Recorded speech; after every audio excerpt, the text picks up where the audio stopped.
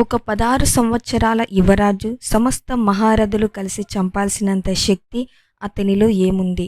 ఎందుకు కౌరవ సైన్యం మొత్తం ఒక బాలుడిని చూసి భయపడింది? చక్రవ్యూహం నుంచి బయటికి రావడం తెలియకపోయినా అందులోకి అడుగు పెట్టడానికి అతను ఎందుకు వెనుకాడలేదు? ఇది కేవలం ఒక యోధుడి కథ కాదు. ధైర్యం అంటే ఏమిటో ప్రపంచానికి చూపిన వీరుని గాథ. ఇవాళ మనం తెలుసుకోబోతున్న మహాభారతంలోని అత్యంత హృదయ విదారకరమైన మరి స్ఫూర్తిదాయకమైన కథ. అభిమన్యుడి పూర్తి జీవితం మరియు చక్రవ్యూహం వీరగాథ. మహాభారతంలోని భీష్ముడు, కర్ణుడు, అర్జునుడు, భీముడు లాంటి మహాయోధులు ఉన్నారు. కానీ అందరిలో ప్రేక్షకుల గుండెలో ప్రత్యేక స్థానం సంపాదించిన యోధుడు ఎవరో తెలుసా? అతడే అభిమన్యుడు. అతను చిన్న వయసులోని అసాధారణ యోధుడిగా ఎదిగాడు. అతని ధైర్యం, యుద్ధ నైపుణ్యం, త్యాగం ఇవన్నీ మహాభారత యుద్ధంలో ఒక మలుపు తిప్పాయి. కానీ అసలు ప్రశ్న ఏంటంటే, ఒక యువరాజు ఎలా మహాభారతంలో అత్యంత భయంకరమైన యోధుడిగా మారాడు? ఈ ప్రయాణాన్ని ఇప్పుడు స్టెప్ బై స్టెప్గా తెలుసుకుందాం. అభిమన్యుడు అర్జునుడు మరియు శ్రీకృష్ణుడి చెల్లెలైన సుభద్రకు జన్మించాడు. అంటే అతను పాండవుల వారసుడు మాత్రమే కాదు, శ్రీకృష్ణుని మేనల్లుడు కూడా. చిన్నప్పటి నుంచే అతనిలో అసాధారణ శక్తి కనిపించేది. కానీ అతని జీవితాన్ని మార్చేసిన సంఘటన అతను తల్లి గర్భంలో ఉన్నప్పుడే జరిగింది. ఒకరోజు అర్జునుడు సుభద్రకు యుద్ధ వ్యూహాల గురించి చెబుతున్నాడు. అందులో అత్యంత క్లిష్టమైనది చక్రవ్యూహం. చక్రవ్యూహంలోకి ఎలా ప్రవేశించాలో అర్జునుడు వివరించగా చెబుతుండగా గర్భంలో ఉన్న అభిమన్యుడు ఇది వింటున్నాడు. ఇక్కడ ఒక ఆసక్తికరమైన విషయం జరిగింది. అర్జునుడు చక్రవ్యూహం నుంచి ఎలా బయటకు రావాలో చెప్పబోతున్న సమయంలో సుభద్ర నిద్రపోయింది. అక్కడితో కథ ఆగిపోయింది. అంటే అభిమన్యుడికి చక్రవ్యూహంలోకి ప్రవేశించడం మాత్రమే తెలుసు, బయటికి రావడం తెలియదు. ఇది తర్వాత మహాభారతంలో ఎంత పెద్ద విషాదానికి కారణమవుతుందో అప్పటి వరకు ఎవరికీ తెలియదు. అభిమన్యుడు చిన్నప్పటి నుంచే యుద్ధ విద్యలో శిక్షణ పొందాడు. అర్జునుడు అతన్ని విలువిద్యగా నేర్పాడు. శ్రీకృష్ణుడు ధర్మం, వ్యూహం, ధైర్యం గురించి బోధించాడు.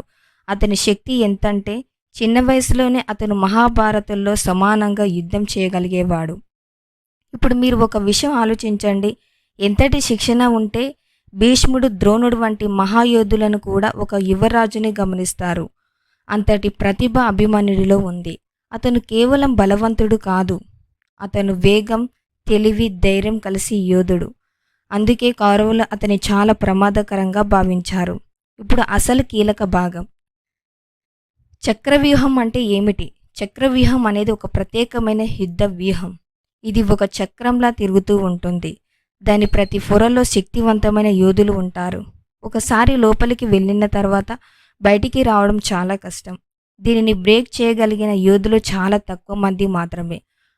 అప్పుడు ప్రశ్న వస్తుంది, అభిమన్యుడికి బయటికి రావడం తెలియదని తెలిసినా అతను ఎందుకు వెళ్ళాడు? ఎందుకంటే ఆ రోజు పాండవ సైన్యాన్ని రక్షించడానికి ఇంకెవ్వరూ లేరు. అర్జునుడు యుద్ధ భూమిలో లేడు. ద్రోణాచార్యుడు చక్రవ్యూహం ఏర్పాటు చేశాడు. అప్పుడు అభిమన్యుడు ముందుకు వచ్చి ఇలా అన్నాడు, నాకు లోపలికి వెళ్ళడం తెలుసు. మీరు నా వెంట వస్తే మనం వ్యూహాన్ని ఛేదించగలం. కానీ జయద్రథుడు పాండవులను అడ్డుకున్నాడు. అక్కడితో అభిమన్యుడు ఒంటరిగా లోపలికి వెళ్ళిపోయాడు. ఇక్కడి నుంచి మహాభారతంలో అత్యంత భావోద్వేగమైన ఘటన ప్రారంభం అవుతుంది. అభిమన్యుడు ఒకరే, కానీ ఎదట మహారథుల సైన్యం. అయినా అతను వెనక్కి తగ్గలేదు. దుర్యోధనుని కుమారుడిని ఓడించాడు. అనేక మంది యోధులను పడగొట్టాడు. అతని యుద్ధం చూసి కౌరవులు భయపడ్డారు. అప్పుడు వారు ధర్మానికి విరుద్ధంగా ప్రవర్తించారు. ఒకరిపై అందరూ కలిసి దాడి చేశారు. కర్ణుడు, ద్రోణుడు, కృతవర్మ, దుశ్శాసనుడు అందరూ కలిసి అభిమన్యుని చుట్టుముట్టారు. అతని రథం ధ్వంసమయ్యింది. ధనుస్సు విరిగిపోయింది. కానీ అతను ఆగలేదు. ఖడ్గంతో పోరాడాడు. అది కూడా విరిగిన తర్వాత రథచక్రంతో యుద్ధం చేశాడు. ఒకసారి ఊహించండి, ఒక యువరాజు రక్తంతో తడిసి చివరి శ్వాస వరకు యుద్ధం చేస్తూ నిలబడటం. అదే నిజమైన వీరత్వం. చివరకు కౌరవులు కలిసి అతన్ని చంపారు. కానీ ఆ రోజు అభిమన్యుడు ఓడిపోలేదు. అతను చరిత్రలో చిరస్థాయిగా నిలిచిపోయాడు. అభిమన్యుడి మరణం తర్వాత అర్జునుడు తీవ్ర కోపంతో మండిపోయాడు.